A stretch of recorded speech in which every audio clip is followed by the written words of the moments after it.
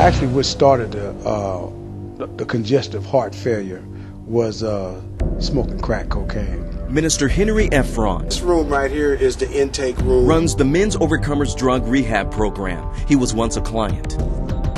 More than 20 years ago, he was introduced to crack cocaine in the San Francisco Bay Area. It consumed him. See, when I took that hit, this was the beginning process, the inhaling, the pulling in of the smoke, the pulling in of the cocaine was receiving damnation of the devil.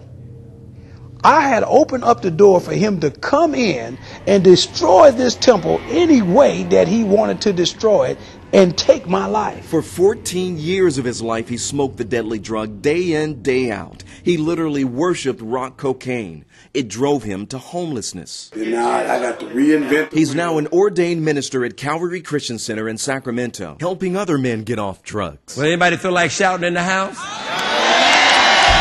However, in 2007, after Dr. Godot finished preaching, Minister Ephron got up to do the altar call, and his heart began to fail. I had just got through doing the altar call, and then I went and I drove home. He thought rest would help. That thing got worse. His wife rushed him to the hospital. The doctor came out and says, hey, he says, right now, he says, you are actually literally having a heart attack right now. They placed a stent in one of his heart valves to unclog the artery. He was back on his feet. But it happened again. Less than 6 months later, during an altar call, his heart went from bad to worse. It just started failing on me.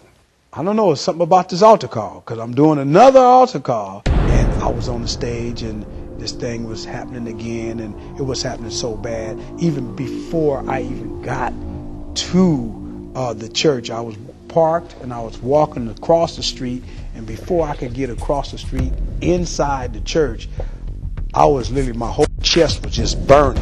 He was back in the emergency room to hear the grim news. And that's when they say, we got to rush him. We got to rush him in. He says he's having a massive heart attack again. The doctors told him he would probably not survive. It was that bad. When they would start talking that, I was like, I'm not receiving that. I am going to live and not die. As they prepared him for surgery, doctors told his wife she should prepare for a funeral. When I heard that I was going to die, when they was telling my wife that I wouldn't make it, the enemy needed me to accept two things. He needed me to accept fear, and he needed me to accept doubt. And I'm not dying. During surgery, doctors were forced to stop his heart for 9 hours.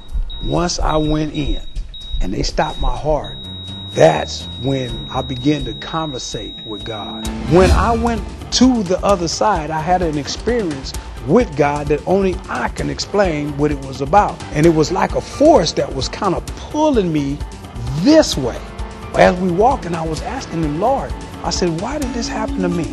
I've never been sick in my life. And now here I am with all of this heart trouble and all of this. So I'm talking to God. The shocking revelation God gave him as he stood at death's door. I gave basically the devil permission to kill me.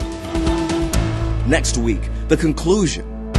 The message from heaven every believer needs to hear. So because I sowed the seed, then now I had to reap the harvest off the seed. But he said, but for my people, I made a way of escape. That's next week on Stories of God's Great Abundance of Grace.